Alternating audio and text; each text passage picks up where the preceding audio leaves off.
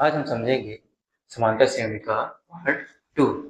कल हमने समझा था कि समांतर श्रेणी किसे कहते हैं, ये किस फॉर्म में चलती है ना, और इसका व्यापक रूप क्या होता है, ठीक, और कहाँ तक चलती है, ए एन टर्म तक चलती है, ठीक। ये हम कल पिछली वीडियो में अपन ने पढ़ा था, ठीक है। चलिए, तो आज हम एन टर्म के बारे में पढ़ेंगे, ठीक। चलिए, इस एन टर्म को हम एक उदाहरण के माध्यम से समझते हैं, ठीक है। जैसे हमने एक एग्जाम्पल लिया, 2, 4, 6, 8, 10, ठीक। हमने एक सीरीज ली, ठीक है। अब देखिए सीरीज कितने अंकों तक गई है, देखिए 1, 2, 3, 4, 5, है ना। टोटल सीरीज में कितने पद हैं आपके, 5। मतलब कि टोटल पद बताने वाला टर्म क्या है आपका, n, है ना। तो n बराबर आप कितना रखेंगे, आप 5। यही तो है पदों की संख्या, ही तो क्या कहलाती है, n, ठीक। और टोटल पद कितने हैं, देखिए 1, 2, 3, 4, 5, ठीक। और पांचवें पद का मान क्या है, ये यही तो है ए एन, अंतिम पद ना।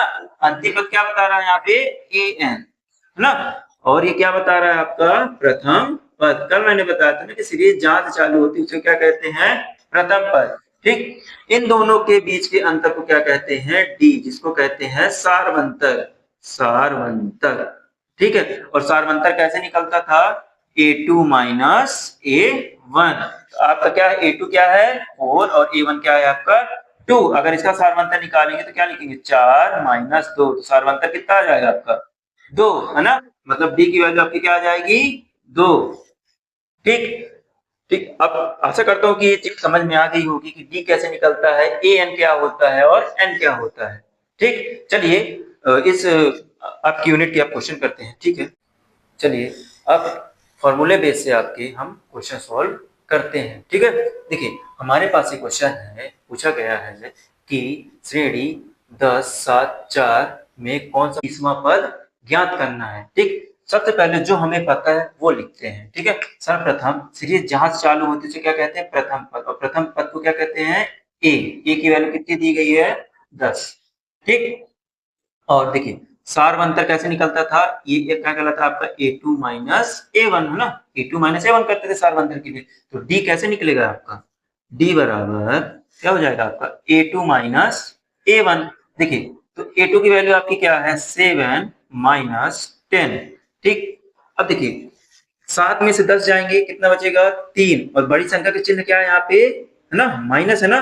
देखिए ये 10 बड़ी संख्या है, उसका चिन्ह क्या है आपका माइनस, इसलिए हमने यहाँ पे क्या लिख दिया, माइनस। मतलब डी की वैल्यू क्या है आपकी, है आपकी वैल्यू, डी की वैल्यू क्या है आपकी 3, ठीक। उसके बाद क्या क्या दिया गया है, और क्या दिया गया है, तीसरा पद क्या होगा। मतलब कि एन की वैल्यू की क्या दी गई है, 30। और हमें इससे क्या पूछा गया है, A30 की वैल्यू, है ना।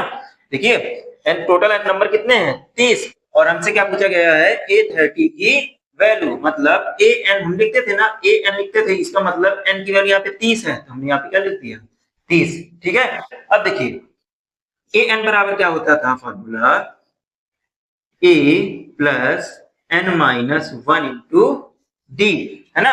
अब देखिए ए एन, एन कितने पद तक जाना है अपन को, 30 पद तक ना। देखिए एन की जगह अपन क्या लिख देंगे, 30, ठीक। ए की वैल्यू कितनी है अपने पास, 10, ठीक है, प्लस उसके बाद एन की वैल्यू कितनी है, 30 माइनस 1, ठीक है। और डी की वैल्यू कितनी है, -3, ठीक है। समझ में आ रहा होगा, ठीक। अब देखिए A30 यहाँ पे लिखते हैं, यहाँ पे आ जाएगा 10। अब सबसे पहले देखिए 30 में से एक जाएगा तो कितना आ जाएगा, 29, ठीक है। 29 माइनस 3, ठीक है। अब देखिए 10 प्लस 3 को गुणा कराएंगे, 29 से 3 नमा 27, है ना। 3 दूनी 6, 2 8, है ना। 87, वो भी किसका, माइनस का, ठीक। अब देखिए 10, अभी माइनस और प्लस क्या हो जाएंगे, -87, ठीक है। A30 की वैल्यू, ठीक। A30 बराबर आपको क्या हो जाएगा, 37, 87 में से 10 घटाएंगे तो क्या होगा आपका 77, वो भी माइनस का, ठीक। हमें क्या ज्ञात करना था, A30 की वैल्यू, जो कि क्या है 27। देखिए ये क्वेश्चन क्या कह रहा है कि 7, 13, 19 और 205 में कुल कितने पद हैं, ठीक। कहने का मतलब कितने पद हैं, मैंने बताया ना कि कितने पद हैं, क्या डिनोट करता है n, है ना, मतलब n यहाँ पे इस क्वेश्चन पे पूछा जा रहा है। ठीक है, अब देखिए जो दिया गया है उसे सबसे पहले हम लिख लेते हैं। तो देखिए प्रथम पद क्या दिया गया है 7, है ना, तो a की वैल्यू कितनी दी गई है 7, ठीक, और an मतलब अंतिम पद की वैल्यू कितनी दी गई है 205, है ना। अब देखिए सारवंतर कैसे निकालते थे, दूसरे पद को पहले पद में माइनस करते थे, है ना। तो देखिए d बराबर क्या हो जाएगा 13 माइनस 7, तो d की वैल्यू क्या आ जाएगी 6, है ना। देखिए d की वैल्यू आ गई, a की वैल्यू आ गई और an की वैल्यू आ गई, है ना। हमें क्या कहना था कि कितने पद हैं, तो इसके लिए क्या फॉर्मेट होता है इसका ap का an बराबर a plus n minus 1 into D, है ना। अब देखिए an की वैल्यू कितनी दी गई है 205, हमने 205 लिख दिया, ठीक। a की वैल्यू कितनी दी गई है 7, हमने 7 लिख दिया। फिर n की वैल्यू हमें ज्ञात करना था n माइनस 1, उसी तरह, और d की वैल्यू कितनी दी गई है 6, हमने 6 लिख दिया। अब देखिए यहाँ पे देखिए 7 प्लस का है ना, इधर आएगा तो माइनस का, तो 205 माइनस 7, बाकी टर्म उसी तरह लिख देंगे अपन, गुणे 6। अब देखिए ये 205 में से 7 घटाएं कितना आ जाएगा 198, है ना, 198। अब देखिए n माइनस 1 इंटू 6, ठीक है। अब देखिए जो चीज गुणे में होती है बराबर के इधर आएगी तो किस पे हो जाएगी, ये भाग में चली जाएगी, ठीक है। अब देखिए तो 198 अब चीज गुणे में थी ना, कहाँ पे आ जाएगी डिवाइड पे, देखिए, ठीक है। अब यहाँ पे क्या बचेगा n माइनस 1, है ना। अब देखिए इसको भाग देंगे इस पे, कितने आएंगे 18 और 18, मतलब कि 33 इक्वल्स टू n माइनस 1। अब देखिए यहाँ पे -1 है, इधर आएगा तो इसमें हो जाएगा प्लस में, तो 33 प्लस 1 की वैल्यू कितनी n बचेगी, ठीक है। अब क्या हो जाएगा n इक्वल्स टू 34, है ना। मतलब इस पूरे सीरीज में कितने पद हैं 34, तो क्या लिख देंगे अतः कुल पद 34 होंगे, ठीक। तो देखिए इस क्वेश्चन में क्या दिया गया था कि 7, 13, 19 सीरीज कहां तक गई है 205 तक गई थी, है ना। और क्या पूछ लिया गया था इसमें कितने पद या n की वैल्यू, ठीक। तो हमने क्या किया a निकाला, ठीक, उसके बाद a n की वैल्यू रखी और d निकाला, उसके बाद हमने a n के फॉर्मेट में क्या कर दिया पुट कर दिया, फिर उसके बाद हमारा n की वैल्यू कितनी आ गई 34 आ गई, है ना, ठीक। अब चलते हैं अगले क्वेश्चन की ओर, ठीक है। देखिए क्वेश्चन क्या कह रहा है कि 10 और 250 के बीच 4 के कितने गुणज हैं। गुणज का मतलब होता है 4 की टेबल में, है ना, जो 4 से क्या सारी संख्याएं कट जाएं, ऐसी 10 और 250 के बीच में कितनी संख्याएं हैं जो 4 से कट जाएं, है ना। तो देखिए सबसे पहले 10 से अगर सीरीज चालू करते हैं, देखिए क्या 10 4 से डिविजिबल है, नहीं है ना, किससे क्या घेरा है, नहीं है ना, क्या 12 है ना, मतलब पहला गुणज कौन सा यहाँ पे मिलेगा आपको 12, ठीक। दूसरा क्या हो जाएगा गुणज 16, है ना।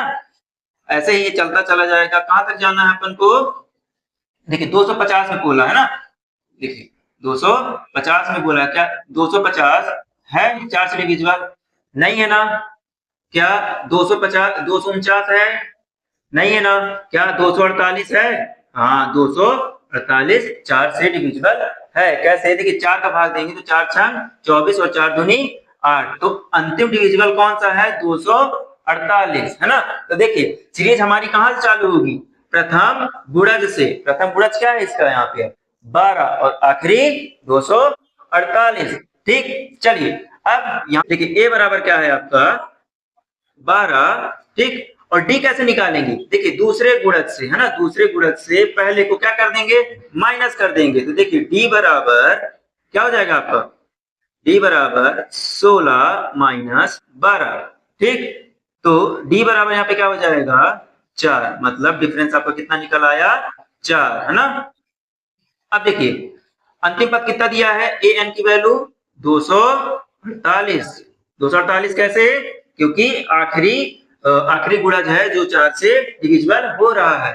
ठीक है, अब देखिए हमारा क्या फॉर्मूला होता है कि ए एन बराबर A plus N minus 1 into D. क्या पूछा, कितने गुणज है, मतलब कुल गुणजों की संख्या पूछा है। गुणजों की संख्या कैसे, मतलब एन का मान पूछा है हमसे, है ना। अब देखिए ए एन बराबर कितना है यहाँ पे 248 बराबर, है ना। ए की वैल्यू कितनी है 12 प्लस एन की वैल्यू हमें ज्ञात करनी है, तो एन माइनस हमने उसी तरह लिख दिया। अब डी बराबर कितना दिया गया है 4, तो हमने गुणे में 4 लिख दिया। ठीक है, अब देखिए ये 12 प्लस का है, इधर आएगा तो किसमें हो जाएगा, माइनस में हो जाएगा। ठीक, अब इक्वल्स को इधर क्या बचेगा एन माइनस 1 इंटू 4, है ना। अब देखिए 248 में 12 घटाएंगे कितना आ जाएगा 236। ठीक है, बराबर, अब देखिए n माइनस 1 इंटू 4। देखिए जो चीज गुणे में होती है कहाँ जाती है, भाग पे, है ना। तो देखिए अगली लाइन पे 236 बटे में क्या आ जाएगा 4, इधर क्या बचेगा n माइनस 1, है ना। देखिए 4 से अगर इस भाग तो 4 पंचे 20 और 4 निया 36, मतलब 59 इक्वल्स टू n माइनस 1। अब देखिए यहाँ पे क्या है माइनस 1 है ना, देखिए तो इधर आएगा तो किसमें हो जाएगा प्लस में, तो 59 प्लस 1 इक्वल्स टू n। तो n का क्या मान निकल आएगा आपका 59 और 1 60, है ना। तो क्या लिखेंगे, अतः 10 और 250 के बीच 4 के कितने गुणज 60 गुणज हैं। देखिए यहाँ पे लिख दीजिए अतः 10 व 250 के बीच कितने गुणज 60 गुणज होंगे।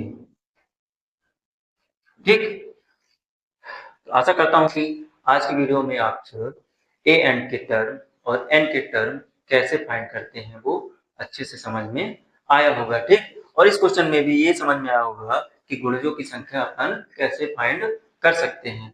ठीक है, ठीक, कल हम पढ़ेंगे इन पदों का मतलब कि समांतर श्रेणी के पदों का योग कैसे फाइंड करते हैं। ठीक है, ठीक, आज के लिए बस इतना ही। Thank you.